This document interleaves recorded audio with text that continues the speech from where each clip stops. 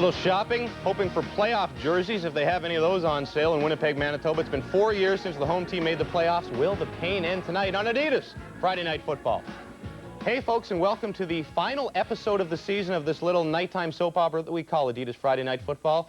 Will there be a cliffhanger ending? Will any characters be killed off? Will anyone find love?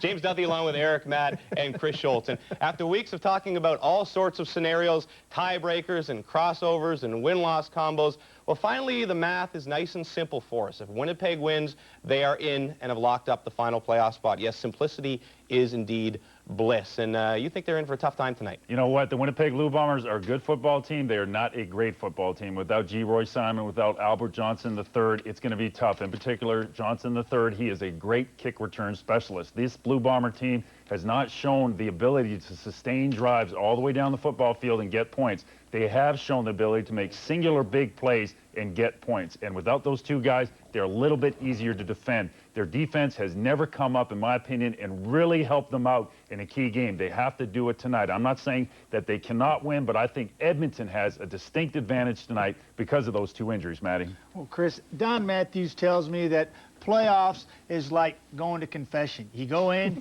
you're absolved of all your indiscretions from the past, and when you come out, the slate is wiped clean. Well, I agree with it. He doesn't believe in momentum going in the playoffs. He believes that 0-0, everybody starts out of the gate fresh, neck and neck, and then it's the survival of the fittest at that point. Don Matthews understands that this game, he may take out his players that get nicked a little quicker than he would in the regular season. He looks to play Nealon Green for just about a half, and then he wants to get Dan Crowley some playing time, which is critical if in fact Nealon's hand gets any worse. He took 14 stitches in his left hand last week. Not a situation that's going to bother him.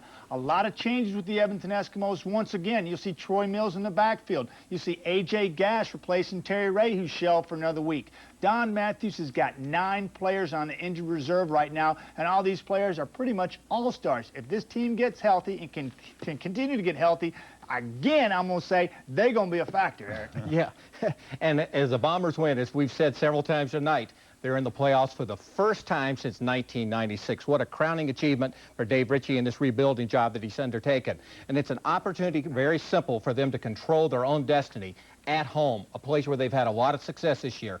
5 of their 6 wins have come at Winnipeg Stadium. I think the key for them is to control Nealon Green. I look for them to spy Nealon with Lamar McGriggs. Now, what is a spy? That's a defender that you lock on a guy. If they lose tonight, they don't want it to be because of Nealon Green and his big play capability. I want to go back to that confession booth thing. If you're ever in the confession booth, I want to be on the other side. Have you ever stepped out of one of those? That would be a long day. You didn't miss the playoffs. you would miss the playoffs. You step out of one of those, James, and you got a little bounce in your step. I'm telling you. 68-7, the Eskimos won the last time these two teams met in the playoffs, and that was the last time the Bombers were in the playoffs.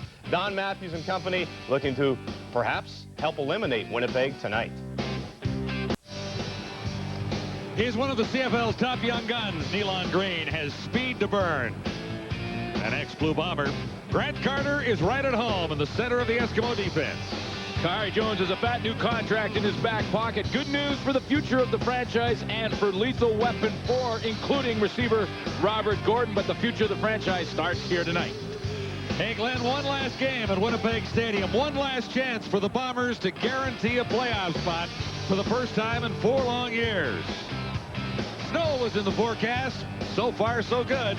It's a nippy 2 degrees. The wind southwest at 11K. Cold and frosty. Don Matthews has won 9 out of his last 5 games with Nealon Green as a starting quarterback.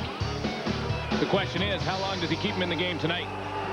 And Dave Ritchie feels like he's been on a roller coaster at the Red River exhibition all summer long. He knows the Bombers should have clinched a playoff spot long before this. And the Bombers might have been in the playoffs, except for a couple of unfortunate misses by Troy Westwood in early games this season. Said in the paper he'd like an opportunity tonight to win it, to make it all go away. And he wants to do that on the last play of the game.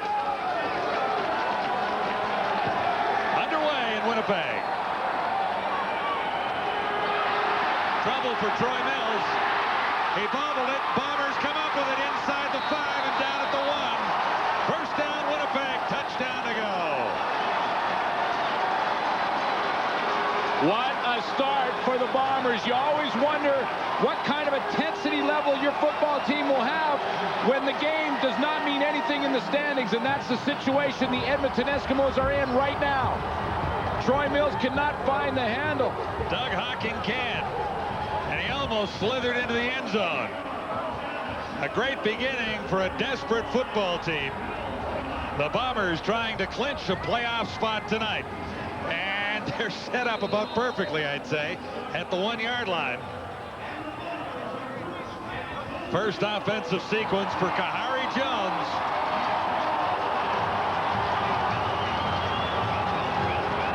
And field position does not get better than this.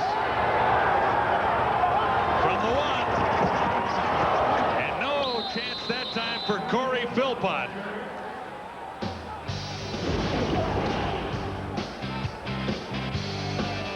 Gordon and Stiegel, receivers number 1 and 2 for the Blue Bombers. Stoddard draws in, and up front, Mo Elowanibi is the Bombers' top offensive lineman this year. The starting lineup brought to you by Midas. 2nd and goal to go from the 1. Well, they need big Mo Elowanibi to get off the ball right here and capitalize on this turnover. This time, Philpott, 2nd effort, gets the touchdown.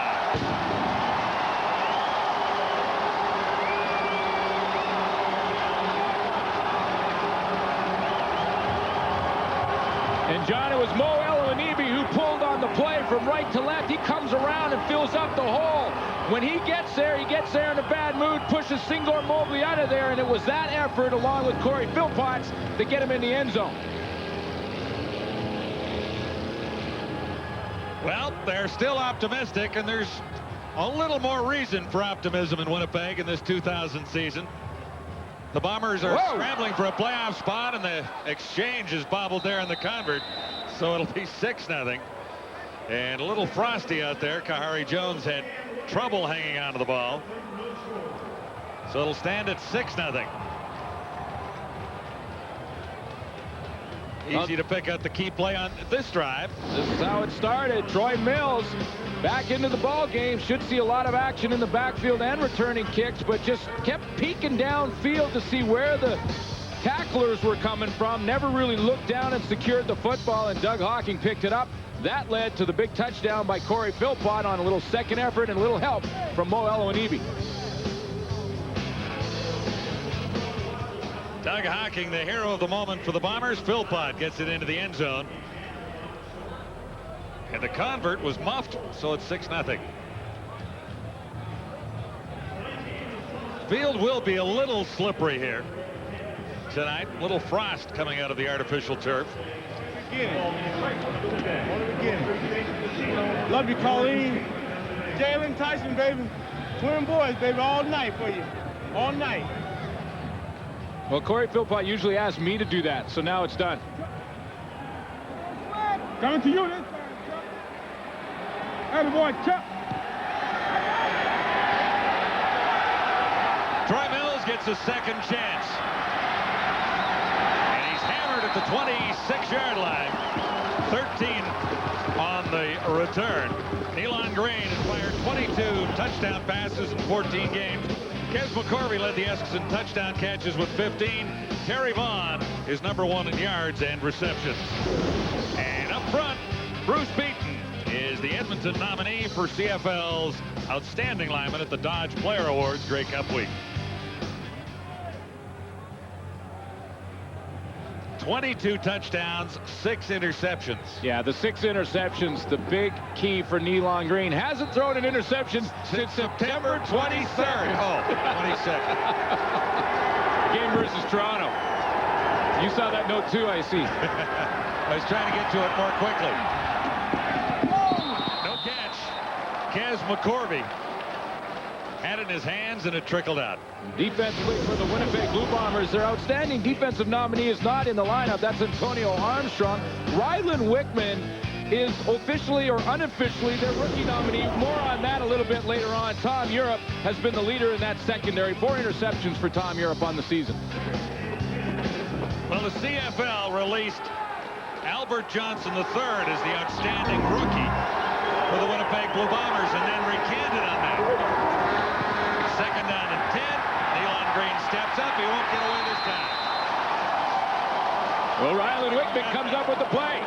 You know, and it's no slight against Ryland Wickman, who's had a great season in the linebacking corps for the Winnipeg Blue Bombers. But Albert Johnson III was the nominee. He was voted unanimously to be the first pick and the rookie out of the Winnipeg Blue Bombers organization. And rightly so. The Winnipeg media thought he was eligible. That's right. According to the rules laid down by the Football Reporters of Canada.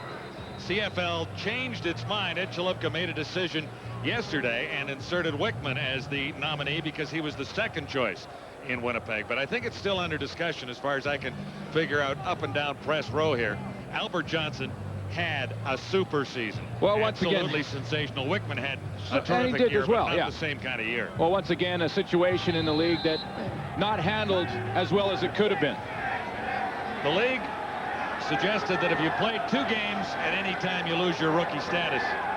Football Reporters of Canada were under the understanding that it was 4 games. And in fact, Albert Johnson III dressed for 2 for Saskatchewan last year. High snap barely got it away. And the Bombers' outstanding field position here on Gordon's return to the 45.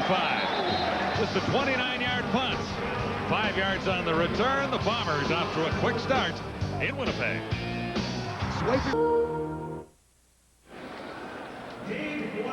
Well, Troy Mills, this is how the game started. A fumble on the opening kickoff of the game. He booted it. He kicked it around a few times. That's called an error.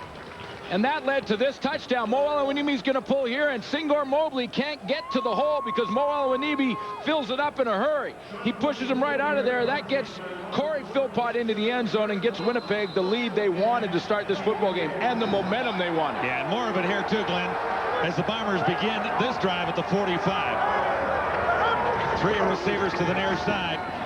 Kahari Jones has room to run. Sliding safely for a first down inside the 35. He is a likable young man. Kahari Jones, 3 different leagues, 4 teams before finally really finding a home here in Winnipeg. Great season, close to 4,000 yards. We'll go over that mark here this evening, and was very excited, said it was the best day of his life when he signed his contract yesterday, his extension for 1 year and 1 option. He picked up 12 yards for a Bomber first down, and here's Philpott exploding for close to 6. Grant Carter made the tackle. Well, it's an Edmonton defense has been riddled from injuries, and it hasn't stopped. In practice this week, Steve Anderson went down, so Philippe Girard replaces him at defensive end. Terry Ray also out of the lineup, and there's your secondary. Shannon Garrett, a former Winnipeg Blue Bomber. Ralph Staten also injured and not playing tonight. Eskimos have had a rash of injuries from the start of the season right up until week 17. Second down and 4. Kahari Jones should have been picked up. Free one there. Jerome Peterson had his hands on it, and that one got away from Kahari. Well, it was an overthrow, and you won't get an easier crack at an interception than Jerome Peterson got on that chance, because the ball was definitely overthrown. The ball seems a little slick here tonight. There's frost on the field, and every time the ball touches that field, it gets a little slick. We saw Troy Mills drop it. We've seen Jerome Peterson drop one. That one got out of the hands of Kahari Jones. It's hard to get the handle here tonight. Field goal try. It'll be spotted at the 34. Westwood hammers it through. Winnipeg on top. It's 9-0 on Adidas Friday Night Football from Winnipeg. Adidas Friday Night Football on TSN is brought to you in part by Adidas. By Molson Canadian. I am Canadian. And by 3M Filtrate air cleaning filters. Breathe the difference. Eskimos beginning at the 35-yard line. First down for Nealon Green. Hitting on 62% of his passes. He moves to the shotgun. Troy Mills tries the left side. And he's got about 5 out across the 40. What to watch tonight? Well, it's going to be a balancing act for Don Matthews. How long does he keep the starters in, including Nealon Green? This game does not mean anything really to the Edmonton Eskimos. For the Winnipeg Blue Bombers, playoff intensity. We've seen it here early in the game. They got that first major off the turnover on the kickoff return, and both teams want to stay healthy, or at least be as healthy as they can be. If, in fact, Winnipeg make the playoffs, Edmonton's already in. Yeah, and the game is next week. That's right. The playoffs begin a week from Sunday. Second down, less than 5 to go. Catch made for a first down. Nigel Williams sliding on the turf and making the catch. And Nealon Green has got a glove on his non-throwing arm. It's all wrapped up there. He was injured last week, got a cut across the back of his hand on that non-throwing hand. So he's playing hurt. Yeah, it's a 12-inch gash on his left hand, and one would wonder why he is playing tonight with nothing really on the line. But the question might be how long he stays in. This is Mills, spun around and dropped. Well, John, And Matthews may yank him early. Yeah, and it's an interesting question, but it's a definite balancing act for Don Matthews. He wasn't tipping his hand before the game as to how long Nealon Green would stay in, but I did talk to Dan Crowley, and he said he expects to play. So don't be surprised to see Dan Crowley in this game early. They want to keep Nealon sharp, though, and that's why he started.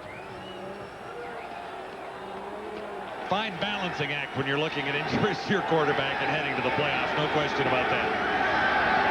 Second and almost 10, and this will not be a first down. Catch made and the hit applied. Catch by Mills and the hit by Dave Donaldson. And he really hammered him. Well, they need Dave Donaldson to start picking up his game. He has struggled of late over the last 3 weeks at the halfback spot. Had a great start when he got the start at that position. They need him to really pick up his game, because that's usually where the #1 receivers will line up, right on Dave Donaldson, and he comes out of his own defense and makes a nice tackle on Troy Mills. Winnipeg 36. Manitoba Bison. They play in the playoffs tomorrow. One of a couple of Winnipeggers on this Blue Bomber team this year. Fleming standing back near his 37. Across the 40 to hit a high one. First one only traveled 29 yards. This is Robert Gordon returning for Winnipeg, and well covered by Eskimo special teams. UBC Thunderbirds are in town right now, and they will take on the University of Manitoba Bison. Yeah, that's tomorrow afternoon at the University of Manitoba. Your pal Jay Preschuk will be. Yeah, Preschuk's the coach for the UBC Thunderbirds. And up and down here. And the Bison have been awesome. They're a very big team, so definite favorites in that one tomorrow afternoon. And Mark Knorr, of course, the UBC Thunderbird, is on the opposite sideline for the Edmonton Eskimos. Yeah, and he's going to hang around and watch the game tomorrow. That's right. So is Craig Carr, another member of the Eskimos and a Bison graduate. First down, Kahari Jones pulls it down and now has room to run to the near side. Hopped over one, and he's got close to 8 yards.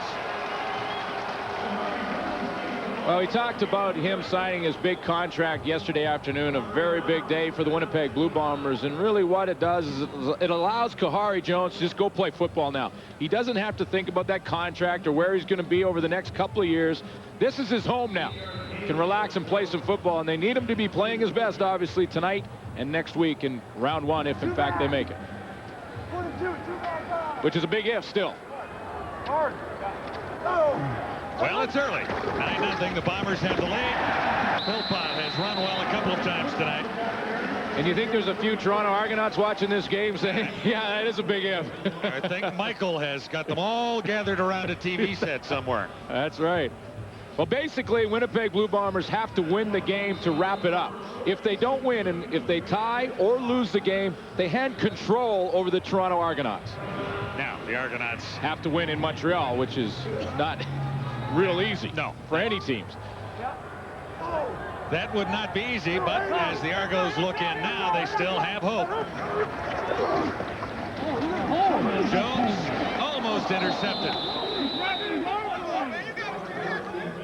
Robert Gordon was the intended target. Well, the good news is we go right down to week 18 before the whole playoff picture is solidified, and there's Montreal's locked up first place. They will host the Eastern Final. Hamilton will host the semifinal. Now, between the other two, It's Winnipeg or Toronto, and Ivor win next weekend.